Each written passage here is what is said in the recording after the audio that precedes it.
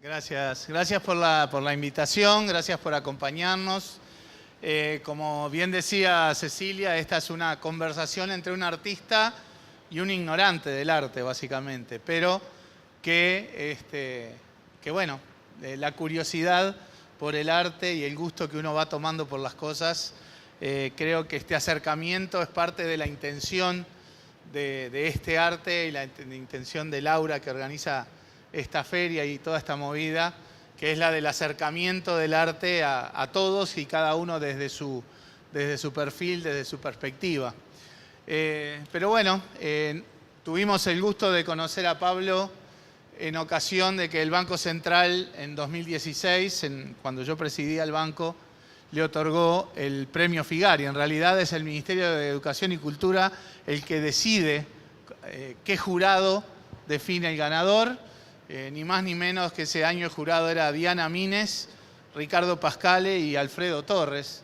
Y ellos escogieron a Pablo Uribe como el merecedor del premio Figari, que es un premio que el Banco Central otorga desde el año 95, creado justamente en tiempos en que Ricardo Pascale tenía el sombrero de economista y presidente del Banco Central, que después cambió por el sombrero de gran escultor, ¿verdad?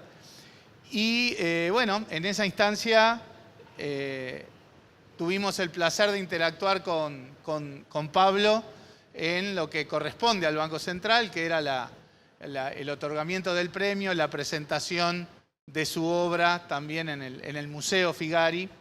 Y bueno, y un poco mi intención acá es operar de facilitador para que el propio Pablo les cuente un poco desde dónde viene, qué es lo que él hace, ¿verdad? Y después concentrarnos un poco en la actual muestra, en la actual exposición en el Museo Nacional de Artes Visuales, allá en el Parque Rodó, Montevideo, que se llama Aquí soñó Blanes Viale.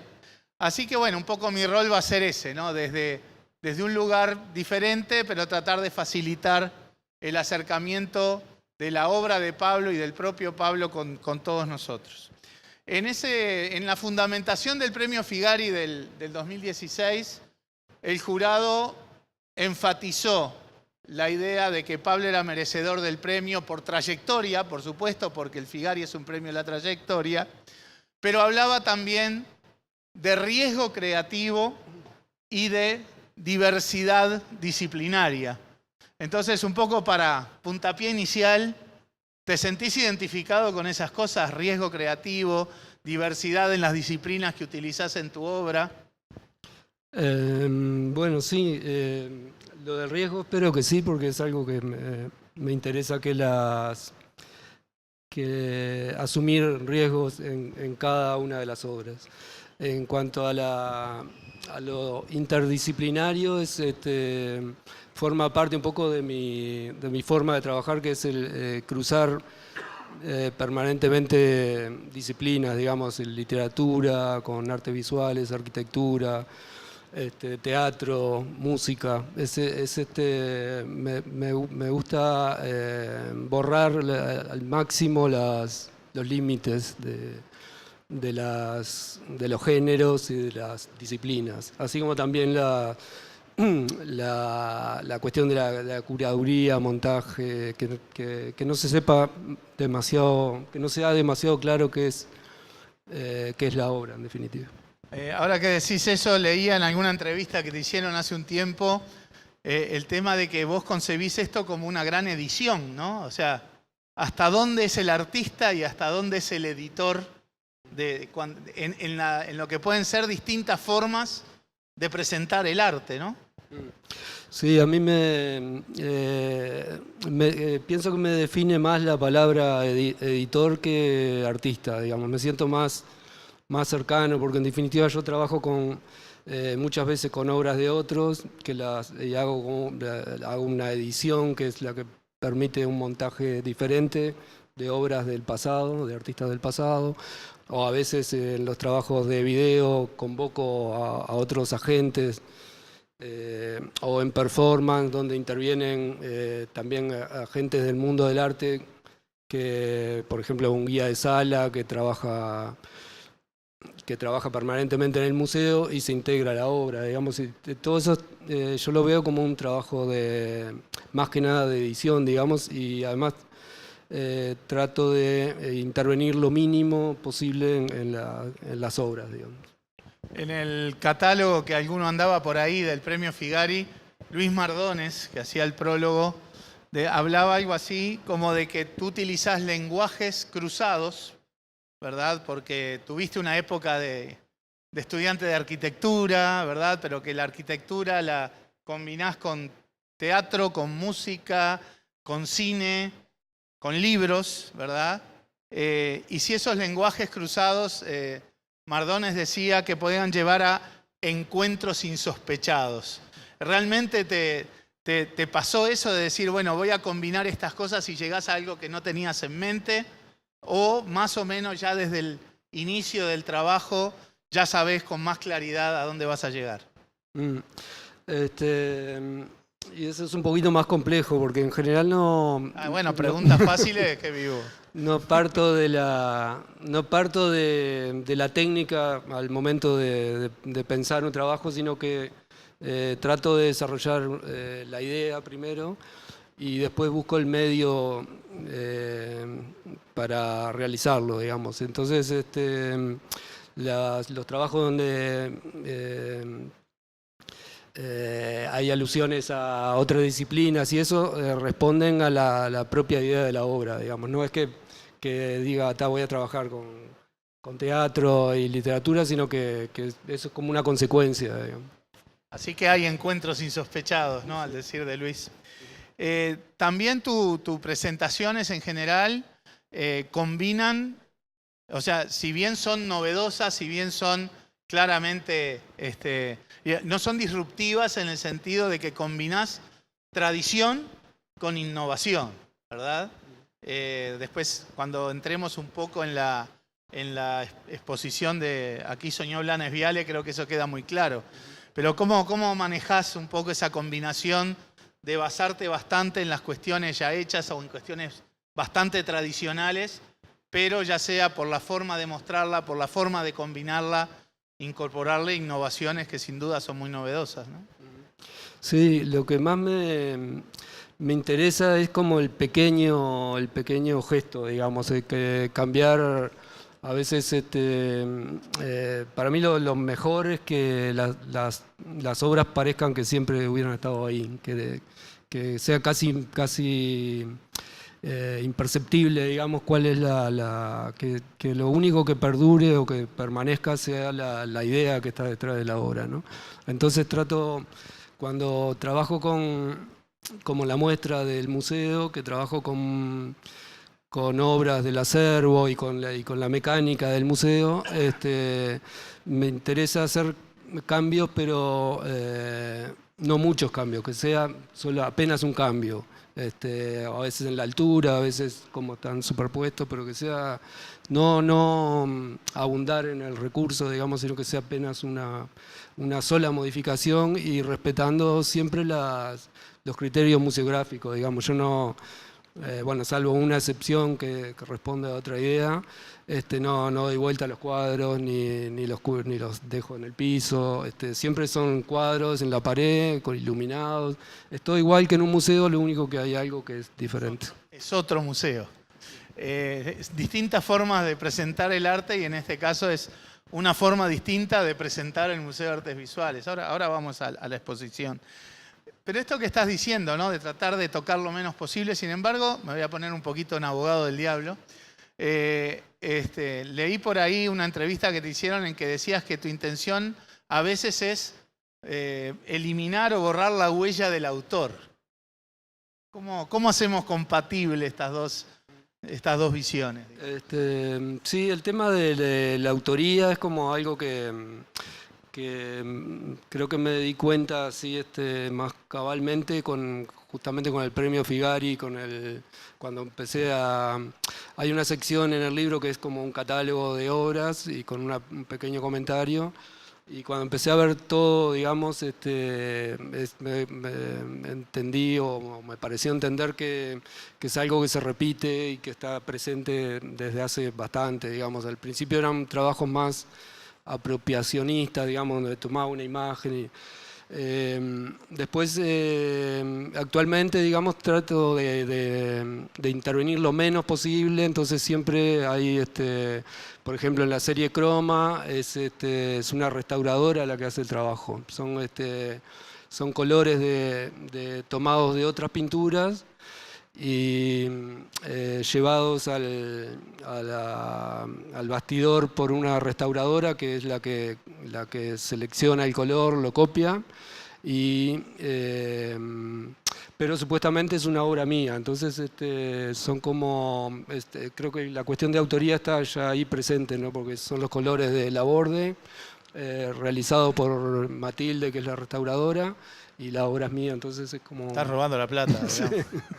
Déjenme contarles que hace algunos días tuve el privilegio de hacer la recorrida de la exposición Aquí soñó Blanes Viale en el Museo de Artes Visuales en Montevideo, con un guía de lujo que es el propio Pablo Uribe, ¿verdad? Así que si les parece bien, de aquí en más, lo que voy a tratar es de compartir con ustedes, no desde mis palabras, sino yo provocando las palabras de Pablo, un poco esa recorrida. ¿Qué es lo que ustedes puedan imaginar? Y obviamente lo ideal es que después puedan ver y vivir y sentir de una recorrida por Aquí soñó Blanes Viale en el Museo de Artes Visuales. Acabás de decir que vos lo que querés hacer es intervenir lo menos posible. Sin embargo, para mi gusto, Aquí soñó Blanes Viale es una inmensa intervención del Museo Nacional de Artes Visuales. Sí, es un poco contradictorio, pero bueno, es así. No, el proyecto de la exposición del museo surgió como por invitación de Capelán, que fue el curador. Era la idea de él era hacer una especie de antológica, seleccionar algunos trabajos, y va a ser una muestra que se iba a desarrollar en Sala 5. Después, como tenía una práctica de trabajar con acervos de museo y colecciones, empecé a pensar cómo integrar esa parte del trabajo a esa especie de antología y que conviviera, ¿no? Entonces, hacer una muestra en el Museo Nacional con un acervo gigante y no hacer nada con el acervo me parecía que era perder un poco la oportunidad. Una vez que me metí con eso, también me interesó que la propia arquitectura del museo, que primero fue el pabellón de higiene, pero luego tuvo una reforma en el 72 o 72, realizada por Clorindo Testa, y me gustó me interesó que la propia arquitectura fuera tratada como una obra más del propio acervo, ¿no? Entonces era las obras del acervo, la arquitectura, y a partir de ahí como que además yo ya venía trabajando como eso que hablamos ahora con nociones como la autoría, la copia, el original, el tema de la representación. Entonces, en un momento se me ocurrió, empecé a ver la exposición como que el tema central era el propio Museo Nacional de Artes Visuales. Entonces, digo, tomar la totalidad del museo no es una pretensión ocupacionista, sino que me parecía que si la idea era trabajar con el museo, con sus mecanismos, tenía que ser radical en eso y llevarlo hasta el extremo, digamos. Exacto, porque yo creo que lo que uno visualiza ahí es un diálogo respetuoso entre la obra de Pablo y el acervo del Museo de Artes Visuales, ¿no? En uno de los textos de los catálogos de la exposición se habla del museo como sujeto, ¿verdad? Y creo que entonces ahí está claro que hay una interacción y un diálogo, reitero, respetuoso entre ambas cosas. No es una intervención que pretenda ser disruptiva en ese sentido. Pero también, volviendo a lo que hablábamos hace un rato, de las distintas formas de presentar el arte, acá es las distintas formas de presentar diversos museos de artes visuales, ¿no? Con el mismo acervo, pero con distintas formas, ¿no? La idea de trabajar con acervos es algo que te viene de largo, ¿de dónde surge? ¿Cuál es la iniciativa? Pues no es frecuente que haya artistas que lo hagan, ¿no? Sí, creo que la primera obra que hice con el acervo es justamente Alegoría, que es la del guardia de sala sentado debajo del boceto del juramento de los 33 orientales. Esa fue en el año 2004 y en el 2006 hice una muestra bastante grande o importante para mí con el acervo del Museo Blanes en la sala de exposiciones temporarias. Quizás sea tu origen en la arquitectura la que hace también que no solo mires el museo, no solo utilices el acervo, sino también los alrededores del museo, ¿no? Hay obras que son escaleras que salen hacia afuera, ¿verdad? Pensando en el alrededor del museo. Y también lo que fue en el lanzamiento de la exposición, una obra que fue 18 automóviles puestos en orden en una escala cromática por la calle, ¿verdad? Como parte de la exposición. ¿Qué comentarías con respecto a eso? Sí, un poco luego que empecé a ver el tema del museo como eje de la muestra, también hay varios trabajos, dos que se llaman Continuidad de los Parques, que es uno de la escalera, que sugieren que el museo está fuera del museo también, del propio edificio, ¿no? Que como el museo se continúa en la calle. En el caso de Accidente, que es la obra performance o acción de los autos, es un proyecto de hace unos cuantos años que hice para una Bienal de La Habana, pero nunca se había realizado. Y la idea es que se llama Accidente y es como que fuera un hecho de la casuística, digamos, que la idea es que los autos estén en la calle, estacionados como en cualquier calle de la ciudad, salvo que por un orden que estuviera determinado por una fuerza sobrenatural, digamos. También en la intervención externa está el hormigón crudo, ¿verdad? Capaz que estaría bueno que contaras un poco qué consiste esa intervención a la fachada, ¿no? Sí. Bueno, en el caso de la fachada, también es que al parecer ha tenido varias versiones, todas por Clorindo Testa, pero la última, que es la que recordamos, que es con colores primarios.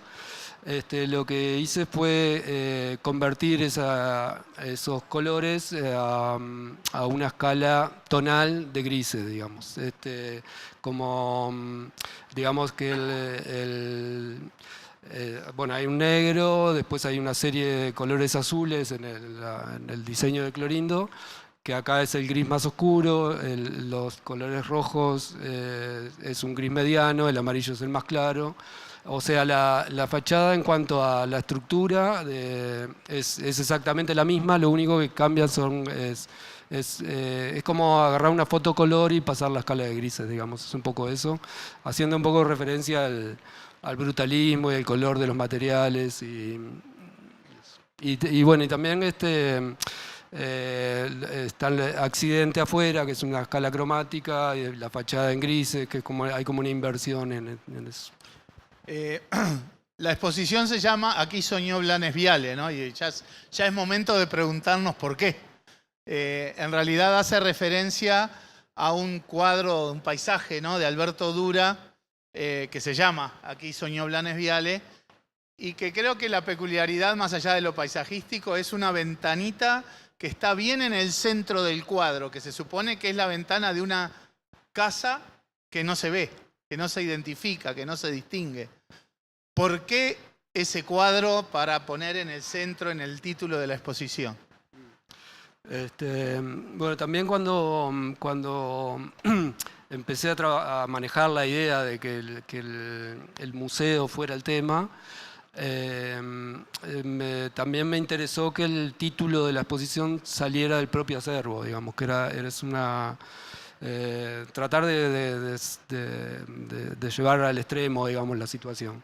Es un título que me parece que es bastante, de por sí, además de lo poético, es bastante interesante porque está marcando una presencia, es aquí, soñó otro, Blanes Viale, dicho por una especie de testigo que sería Alberto Dura. Hay como una especie de situación en cascada en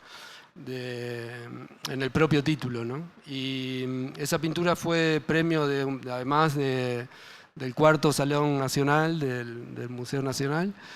Y esa especie de cuadro dentro del cuadro que tú mencionabas es lo convierte como una cosa, un objeto, una pintura bastante extraña, digamos, que podía ser, no sé, como que podría tener como una alusión a una especie de arte conceptual hecho en 1939.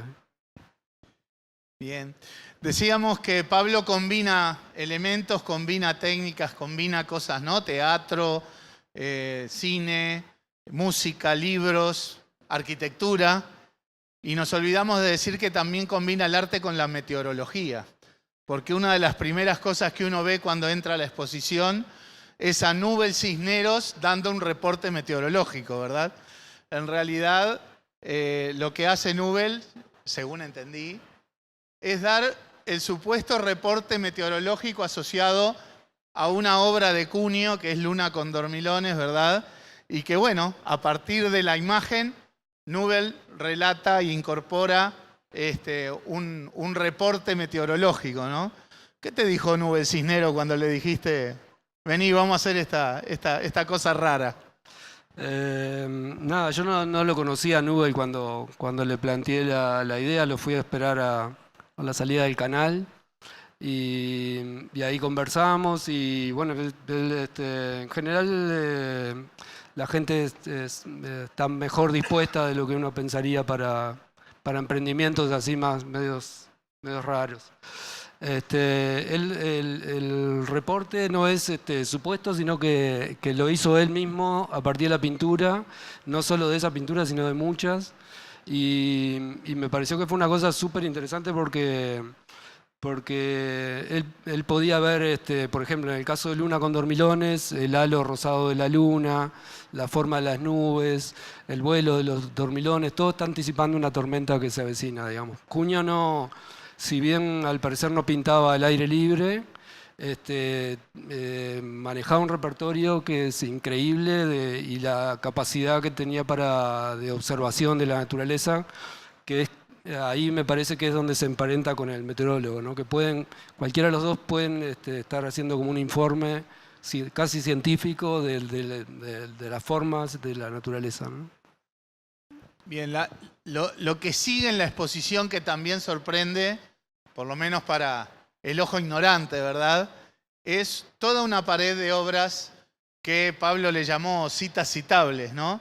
Y ahí es donde decíamos, Pablo combina la tradición y la innovación, ¿verdad? Ahí hay un collage de desde Blanes hasta Costigliolo, ¿no? Que de alguna manera tendrán un hilo conductor. Y hay una idea y quizás ahí también una especie de síntesis de todo lo que se va a ver después.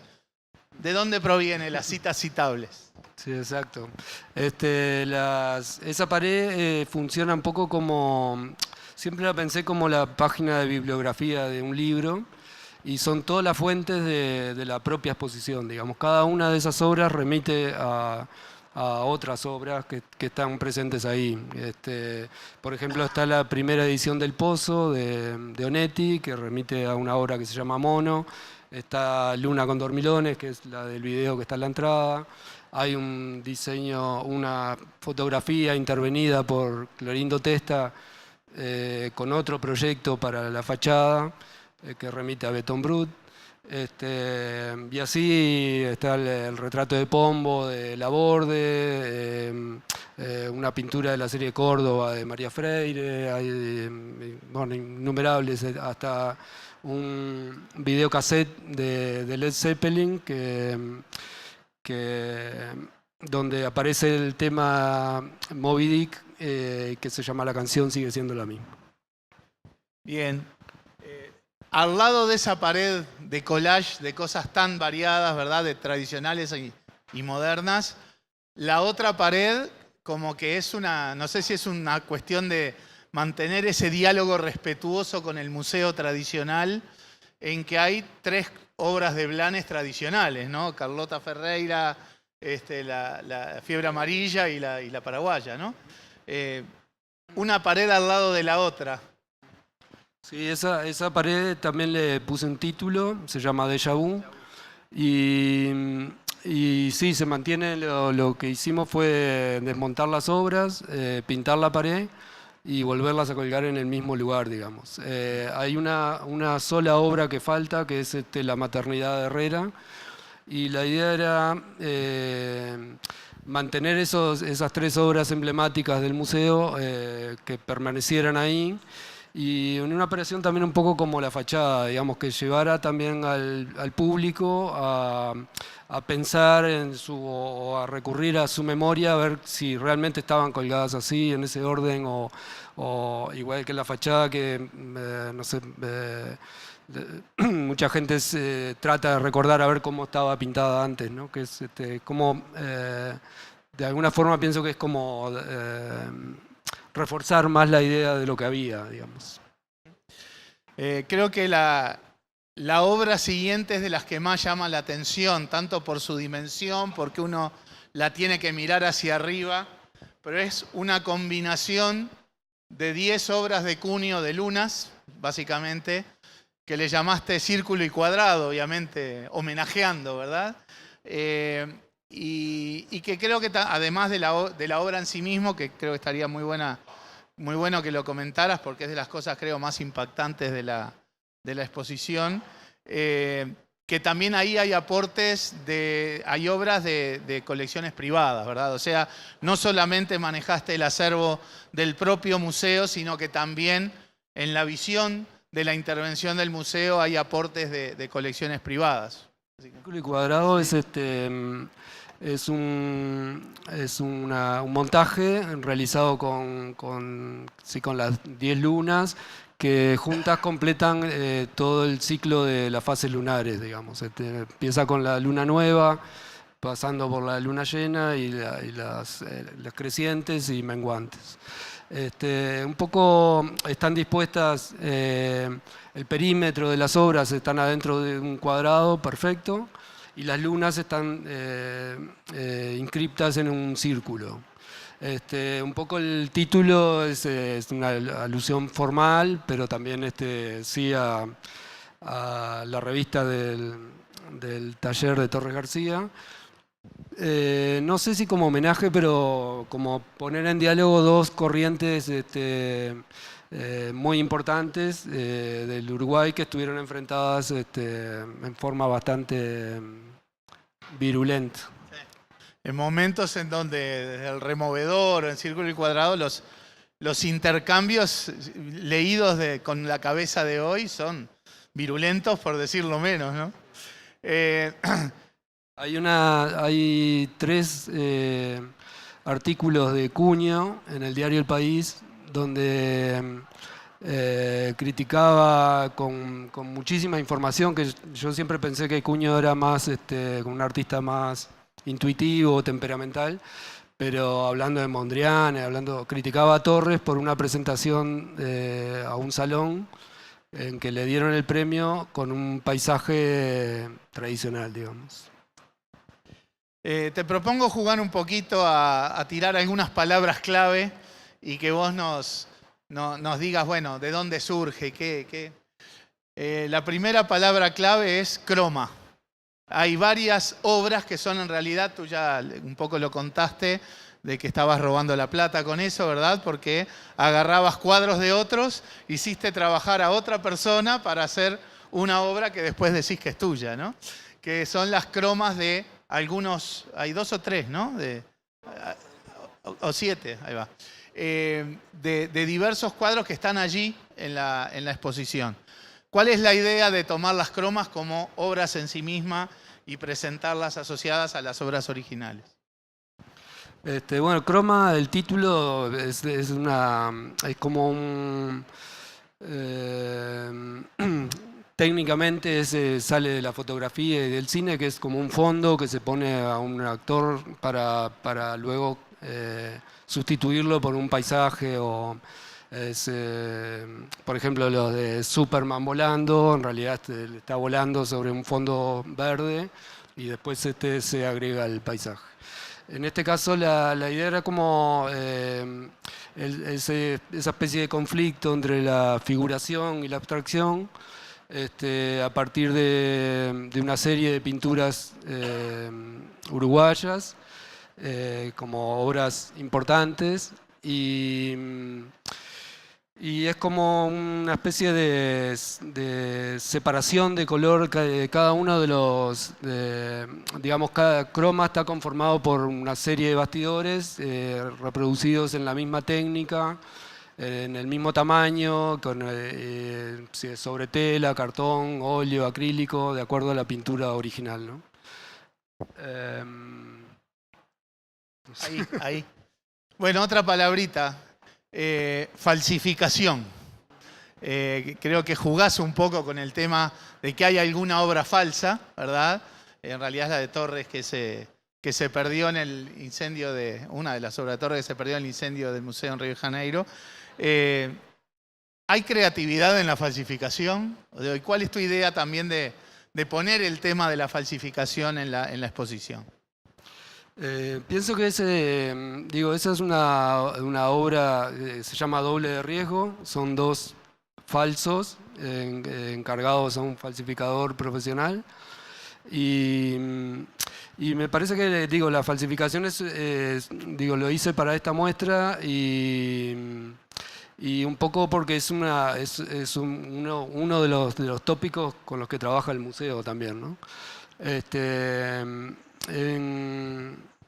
Hay muchísimas opiniones respecto a eso, sobre el valor del falso, y en otras culturas, por ejemplo, es más valorizado una copia que un original, digamos, porque es algo que se sigue pudiendo hacer, o por ejemplo en Asia, que se desmontan los techos súper complejos cada 30 años para que la cultura sea la que esté viva, digamos, de alguna manera, ¿no? Y la cuestión de las copias también es... en este caso no le encargué una, sino que le encargué 2. Y la idea es hablar del falso, pero no de un falso, sino de 2 falsos, y a su vez el original está en la pared de citas citables. Bien, otra palabra clave, continuidades. Hay algunas obras que lo que son obras diferentes, pero que están puestas de manera tal que pareciera que una continúa a la otra. ¿Cómo vienen esas ideas? Sí, es una idea que estoy pensando, que he tomado de otros también, pero que ya me persigue desde hace mucho tiempo, que por ejemplo hay 2 paisajes superpuestos, uno de Laroche y otro de Spondaburu, hechos en distintas épocas, donde hay una continuidad cromática, digamos, entre las 2 pinturas. Están superpuestas y una se continúa en la otra. Esa obra se llama, también un título robado, que es La flor de Coleridge, que es un ensayo de Borges, donde él dice como que toda la historia de la literatura podría ser escrita por una sola persona que hubiera vivido miles de años, digamos. Esa es un poco es increíble, es un ensayo muy cortito y está escrito con todos fragmentos de otros autores, además. Entonces es como un juego en cascada que también está bueno. Y la cuestión de la continuidad ahora, como una cosa que me llevo de esta exposición, que para mí fue muy importante toda la investigación de este tiempo, es haber descubierto, para mí, ¿no? Digo, supuestamente debe ser algo sabido, pero la importancia que tuvo el Círculo de Bellas Artes en la historia de la pintura uruguaya. Cuando empecé a trabajar con el título de Blanes Viale, empecé como a investigar eso. Él fue el primer director del Círculo de Bellas Artes y fue como el primero en interesarse en el paisaje local como tema central de la obra, digamos. Toda esa serie del Cerro de Arequita fue y tuvo una influencia muy grande bueno, en Cuño, en Dura, Guillermo Rodríguez. De ahí salen a partir del Círculo se da una continuidad, digamos, de artistas donde podemos rastrearlo perfectamente, como uno pasa al otro, cada uno va desarrollando una cosa y no falta uno. Es increíble.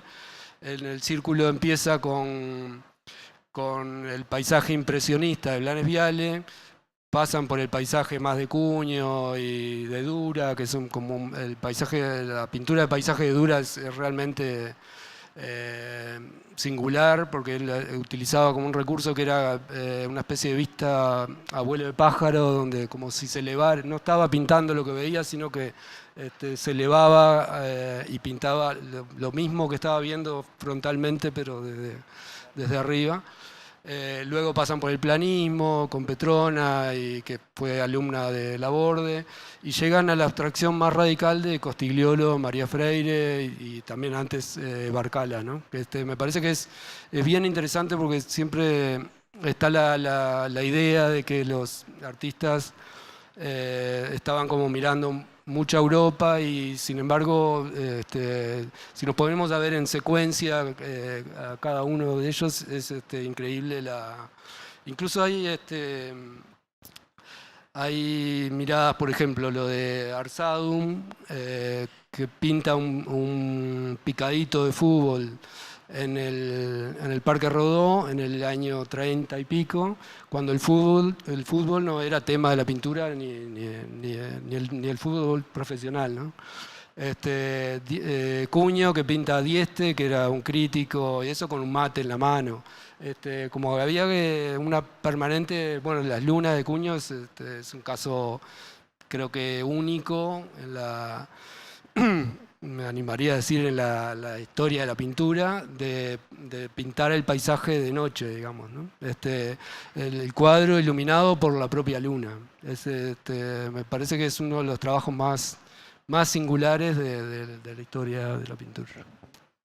Otra palabrita clave, restauración. O sea, tenés obras que básicamente son educativas, te dirías, que enseñan un poco los perfiles y la tarea de la restauración. Sí, sí, hay un juego siempre de hacer como... por lo general trabajo con mucha gente de acuerdo al proyecto, y siempre elijo gente que se destaca por una actividad y para que haga lo mismo, como en el caso de Nubel, pero con un pequeño cambio que, por ejemplo, en el caso del guión de Nubel, era el guión que estaba escrito, es un guión de hierro escrito por Inés Bortagaray, y Nubel aportó información, pero después, al momento del rodaje, él está leyendo, digamos. En el caso de Matilde, que es la restauradora, ella lo que el restaurador es el encargado de copiar el color en el museo para restaurar una pintura. Ella lo que hago es como cambiarle la cantidad de color a preparar, que ella sea la que realiza la obra, en definitiva. Y después también hay restauración en la propia arquitectura del museo, como el caso de las columnas, que se abrieron, digamos, los huecos de las bases, o no me acuerdo, creo que alguna ventana o cosas. Bueno, había una idea que finalmente no se hizo, que es en el Paxing Lucen, que es el de la intervención en la caja de escaleras, era abrir la claraboya que está arriba. Y hay un trabajo que es informe de la restauración, que es a partir de la pintura más antigua del Museo Nacional, que se llama El Vaquero, que es una pintura de 1840.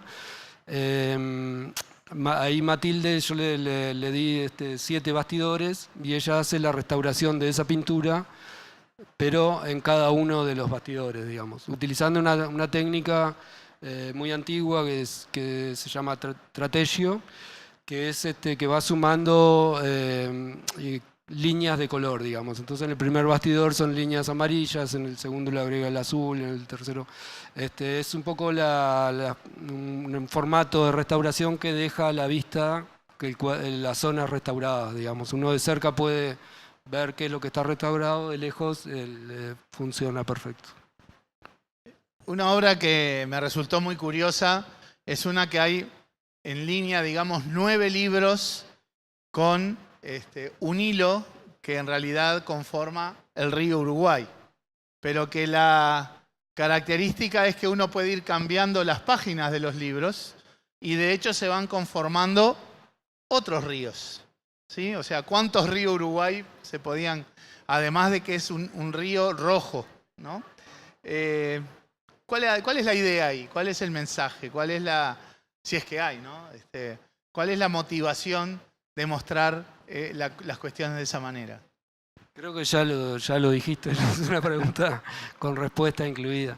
No, es esa, nada más que... Digo, siempre me interesa también la participación activa del espectador de alguna manera, y en ese caso son libros, la obra son libros, y se llama Carta de Marear, que era el nombre que tenían los mapas de los navegantes antiguamente, no es un invento, Carta de Marear existe. Y un poco eso, que fuera como que se fueran generando nuevos recorridos y a través de la intervención del público. Bien. Normalmente uno escucha que luego de la tormenta viene la calma, ¿no? Como Pablo es más caprichoso que eso, él hizo una instalación de 2 pinturas, de 2 marinas, que le llamó Después de la calma vendrá la tormenta, ¿no? ¿Cómo es la idea ahí de la instalación? Porque son 2 imágenes de marinas que justamente muestran calma y tormenta. Hola. Sí, también trabajando con el acervo vi que el género marinas es un género muy poco exhibido en los museos uruguayos. El Museo Nacional tiene más de 200 obras de marinas de artistas importantes, Blanes, Di Martino, Larravide, que creo que nunca se muestran. En general pasan como en comisión a cosas más de la Marina o del Ejército o cosas así. Y me parece, ese montaje que es en una esquina, digamos, mirado de frente, vemos en realidad son creo que 8 obras, están como superpuestas. De un lado vemos como toda la situación de la calma y cuando damos la vuelta es la tempestad, digamos. Nada, también me interesó de eso contraponerlo al desembarco de los 33, en el que está como enfrentado a esa cara de la calma, porque siempre me interrogué por eso, por qué, además de no exhibirlo a la cuestión de las marinas y por qué la imagen fundacional del Uruguay es, siendo que realmente la gesta, pienso yo, debe haber sido cruzar el río en una balsa, 30 tipos lo que sí hice la foto es cuando clavan bandera en el piso, en tierra firme, y ahí siendo que también en otras culturas, yo que sé, en Japón, por ejemplo, la imagen de la ola es como su imagen principal, digamos, o hay obras en Inglaterra, Estados Unidos, donde la parte del agua es, nosotros creo que hay como no sé si es una especie de qué. No sé. sin duda hay un destaque en la obra de Pablo que tiene que ver con lo audiovisual, ¿verdad? Y los videos. Tú mencionabas hace un rato la obra asociada a la película Moby Dick, a la canción la canción es la misma de Led Zeppelin, pero en donde vos pones el foco en la percusión de John Bonham, ¿no? Después tenés también muy destacada el audiovisual asociado al acto del Obelisco del 83. Y también, bueno, en el cierre un poco de la exposición, el saludo final, ¿verdad? Que es el audiovisual que presentaste en la Bienal, ¿no? El Teatro del Cerro de ok. Montevideo. Bueno, no sé, ¿alguna reflexión que hagas ya más focalizado en los temas audiovisuales? Sí, más que por técnica, digamos, me gusta más separarlos capaz que por el tema que se aborda, digamos. En el caso de la canción sigue siendo la misma. También ahí creo que hay una idea que el museo siga afuera, digamos. Es un músico callejero que prácticamente todos conocemos, que es chileno, pero está permanentemente en la feria de Tristán Narvaja. Y lo que hay ahí es el tema es la cuestión del engaño en la representación, digamos. Él hace la coreografía del solo de batería más importante de la historia del rock, que es la canción sigue siendo la misma, pero con instrumentos muy precarios, digamos. Él en realidad no está tocando, sino que estamos escuchando a Led Zeppelin, que así como cuestión anecdótica también es que es la banda que tiene más juicios por plagio de cosas, ¿no? Está todo el tema entero, pero mucha gente me preguntaba, pero te va a dar problemas y bueno, en el caso de Ir Discurso, que son 5 actores haciendo un mismo monólogo, que es el discurso del Obelisco del 83, exacto, que fue protagonizado por Alberto Candó. De eso bueno, es un guión escrito por Enrique Tarigo y Gonzalo Aguirre,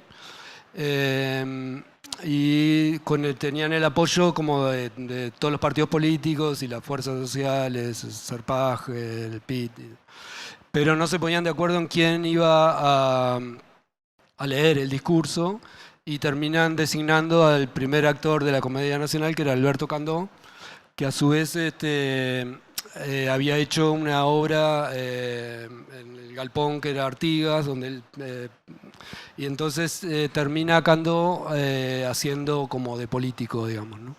En el discurso los 5 actores, que son también de una larga carrera, provenientes de distintas líneas de teatro, del teatro independiente, de la Medina, de la Comedia Nacional, estaba Berto Fontana, Reino, del Circular, bueno, ellos hacen toda la gestualidad del discurso, pero sin mover la boca, digamos. En ese trabajo era un poco la cuestión era que vincular de alguna manera la política con el teatro a través de la gestualidad del discurso, ¿no? Bien, cuenta la leyenda que Candó tenía que actuar inmediatamente al discurso, ¿verdad? Y que obviamente no podía faltar porque corría el riesgo ahí en la época de la dictadura, ¿verdad? De perder su trabajo en la Comedia Nacional, y que tenía todo preparado para que apenas terminaba el discurso, bajaba corriendo, lo llevaban en un auto específicamente a la hora exacta en la que tenía que empezar a actuar, ¿verdad? Pablo, ¿qué me faltó? ¿Qué me faltó? ¿Qué le agregarías a este repaso de la exposición, de la intervención del Museo de Artes Visuales de Aquí Soñó Blanes Viale? Hola. Está súper bien y me parece que fue bastante exhaustiva. Hay más cosas, pero bueno, sería... hay una cuestión, por ejemplo, que en un momento también el, el museo lo empecé a pensar como un teatro donde el propio público formaba parte de la obra, digamos. De ahí sale un poco esa tercer publicación que se llama Elenco, donde están todos los personajes que intervienen en la exposición, descritos como personajes de una obra de teatro, digamos. Bueno, la última pregunta es la más fácil. ¿Qué le dirías a esta gente para que se convenza de que tiene que ir al Museo de Artes Visuales a ver un museo distinto, reinstalado por Pablo Uribe? Vaya. No sé, ya creo que Hemos recorrido bastante. Siéntanlo, siéntanlo que cada uno va a ver un museo distinto. Bueno, quizá la conversación la podríamos dejar por aquí, ¿verdad? Obviamente, si hay preguntas para Pablo, Cecilia puede arrimarles el micrófono. Lo hemos hecho hablar ya bastante, pero bueno, siempre la participación del público siempre es importante. ¿Hay preguntas para Pablo? Bueno, primero felicitarte por la exposición porque es impecable. Y después también un comentario de eso que decías también de la historia del arte, que tiene también la capacidad de eso de revisar el acervo, de hacer como una historia del arte uruguaya a contrapelo, de marcar como las presencias, como lo acertado que es llegar a arribar a la orilla, pero también el naufragio. Entonces poner esa dialéctica, esa tensión creo que, y muy silenciosa porque la presentás con proximidad de imágenes nada más. Y la pregunta es, ¿cómo percibís vos esa capacidad que tenés de infiltrarte en las instituciones, que son como pesadas, en los íconos, porque también hay muchísimos íconos que intervenís, la misma fachada del museo? ¿Cómo haces para intervenir, como infiltrarte en esos íconos sin molestar tanto o no molestar a nadie o poder dar como esta otra posibilidad de lectura? Y si no, si ha habido gente molesta por tocar esos íconos. Sí, creo que la muestra ahora se ve así, pero no fue un proceso, un proyecto que arrancó siendo esto, sino que fue a lo largo de 4 años, se fue modificando, fue creciendo y con mucha negociación también con Enrique, con Carlos, con el curador, con todos los agentes que intervienen. Me parece que yo siempre hablábamos eso con Carlos, que no es una muestra de crítica institucional, digamos, sino que es más bien como de revisar los mecanismos museales, digamos. Ese es un poco más, creo que es una definición más certera, digamos. No es, me parece que los artistas, las galerías, los curadores, todos estamos atados al museo, querramos o no querramos. Podemos estar enfrente del museo tirándole piedras, pero estamos en relación con el museo. O sea, mi intención no es hacer una muestra para pelear con el museo, sino hacer una muestra con el propio museo, con otra mirada, digamos. Bueno, un último comentario que les quiero hacer, un relato, una pequeña historia y cerramos, que es la siguiente. Cuando el Banco Central y el Ministerio de Educación y Cultura le otorgan a Pablo el premio Figari en 2016, parte del acuerdo del premio es que hay una obra del autor que gana el premio que queda en poder del Banco Central. De alguna manera es como la forma en que el Banco Central, desde el año 95, de alguna manera adquiere obra y mantiene un acervo patrimonial para el Estado. Y bueno, de alguna manera Pablo planteaba justamente que la obra que él quería que quedara para el banco fuera el video, el audiovisual Atardeceres, que ese sí es el de la Bienal, porque él consideraba que era una de sus principales obras o quizás su principal obra o su obra más saliente. nosotros de alguna manera como que tratamos de pasarle el siguiente mensaje, que el banco no tiene un lugar de exposición y que, bueno, tener un audiovisual quizá no era la mejor forma de exponer en algún lugar del Banco Central alguna obra de Pablo. Y Pablo insistió en que él quería dejarle al Banco Central su obra más significativa, aunque eso terminara siendo por el momento, porque el banco tiene en la perspectiva generar un centro cultural y un centro de exposiciones, que eso fuera un pendrive que quedara en la caja fuerte. Quiero destacar eso porque de alguna manera, además del Pablo Uribe artista, también hay una dimensión de un Pablo Uribe generoso como persona, respetuoso institucionalmente de la institucionalidad del Uruguay, y creo que esas cosas, además de lo artístico, son cosas que también deben destacarse. Así que te agradezco, Pablo, por todo, y la verdad que ha sido para mí un privilegio la posibilidad de esta conversación. Gracias a todos. Impresionante, muchas gracias.